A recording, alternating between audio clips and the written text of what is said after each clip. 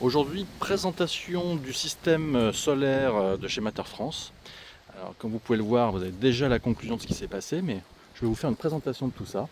On l'a acheté il y a 1 an et demi, et puis donc c'était courant 2024. 3 panneaux donc de 480 watts, bifacial Lipton. Tout le système EasySun de fixation, donc 3 systèmes, un pour chaque panneau. Des câbles qui allaient bien, MC4, l'onduleur Oilminds HMS 2000 et le DTU Lite que vous voyez là, qui permet de connaître sa consommation électrique. Et donc là l'onduleur, le HMS 2000. Alors pour ceux qui ne connaissent pas trop comment ça fonctionne, donc là vous avez une prise de 130 volts qui va arriver sur une prise chez moi, extérieure en l'occurrence. Cette prise arrive jusqu'à l'onduleur. Et cet onduleur, eh bien en fait a 8 sorties. Nous on n'en utilise que 6 puisqu'on a 4 panneaux, puisqu'il faut 2 câbles par panneau. Donc là vous voyez dans cet exemple, si je suis ces 2 câbles, MC4, ils arrivent sur un panneau. Voilà. Alors, il y a des problèmes de partout. Il y a vraiment un gros souci sur plein de sujets que je vais vous présenter. Alors déjà celui-là, le DTU Lite, qui est censé connaître notre consommation électrique, eh bien on l'a jamais connu. Ça n'a jamais fonctionné, j'ai passé plusieurs jours à le configurer avec le compte Oilminds, etc. Ça n'a jamais fonctionné, j'ai envoyé plusieurs mails à Matter France, etc. Mais... Donc je n'ai jamais connu la consommation exacte de mes panneaux solaires, j'ai jamais pu l'optimiser, ce qui est quand même extrêmement dommageable. La deuxième chose, c'est l'onduleur. L'onduleur, bon, il a fait son job apparemment, hein, mais il y a un problème de design quand même, c'est que vous voyez, j'ai dû le poser par terre. C'est quand même dommage. En principe, un onduleur, on va le fixer la structure ou derrière un panneau. Déjà, il est assez lourd, mais c'est surtout que, vous voyez, si on le fixe avec une vis, bah, il peut se détacher. Donc déjà, rien que sur cette structure-là, ça va pas. Et en plus, il n'y avait rien pour le fixer sur la structure EasySun. Alors ça aussi, c'est quand même un peu dommage. Le dernier point, et c'est le plus important, bah, c'est la structure EasySun.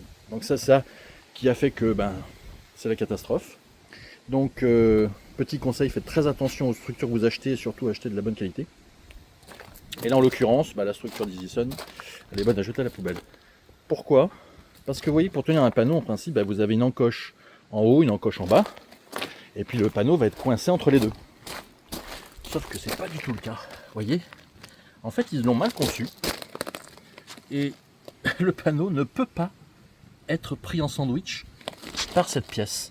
Ce qui fait qu'il n'est juste que posé. Je ne peux pas le coincer. Donc ça, je l'ai remonté à Matter France, qui m'a dit oui, c'était normal. Sauf que pour moi, c'est pas du tout normal. Ce n'est pas acceptable. C'est un problème de conception. Il fallait juste changer une pièce et puis la rallonger là, la rehausser un peu. Et comme ça permettait de tenir et de caler le panneau et de bien le tenir en sandwich. Un peu comme là.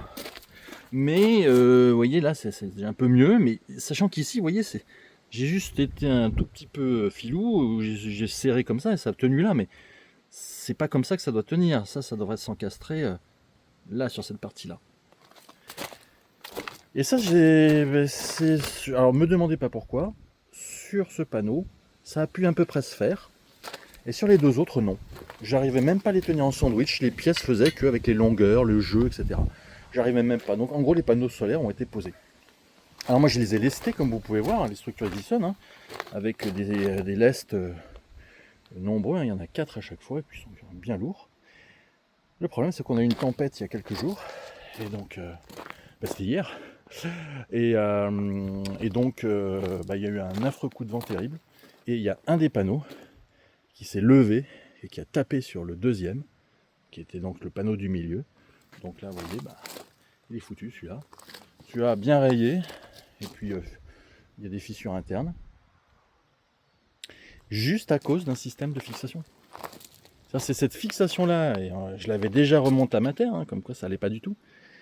Donc ils ne savent pas intégrer, puisque quand même, c'est la base de leur boulot. Ils savent pas faire des panneaux solaires, ils les achètent. Ils savent pas faire des onduleurs, ils les achètent. Donc à un moment donné, il faut quand même assurer l'intégration. Et bien cette intégration n'a pas été assurée correctement, les panneaux ne pouvant pas être calés sur les structures proprement, c'était juste posé. Et c'est pour ça que la structure elle a tenu, le panneau lui s'est envolé par sa surface. Voilà. Donc vous avez le bilan de 1 an et demi chez Matter France pour 1 500 €. Un DTU Lite qui n'a jamais été utilisé, et puis 2 panneaux flingués. L'onduleur aussi, pourquoi? Parce que avec le vent, les câbles ont été tirés. Et en fait, les 4 câbles qui étaient avec les 2 panneaux en question ont été étirés. Je peux même plus enlever la connexion, donc il y a eu vraiment un... Non, on ne le voit pas à la vidéo, mais les câbles sont endommagés, donc je ne peux pas l'utiliser parce qu'électriquement, c'est problématique. Voilà, donc on va aller voir les assurances, mais en tout cas, c'est terminé chez Matter France. Allez, j'espère que cela vous aura aidé, et à très bientôt.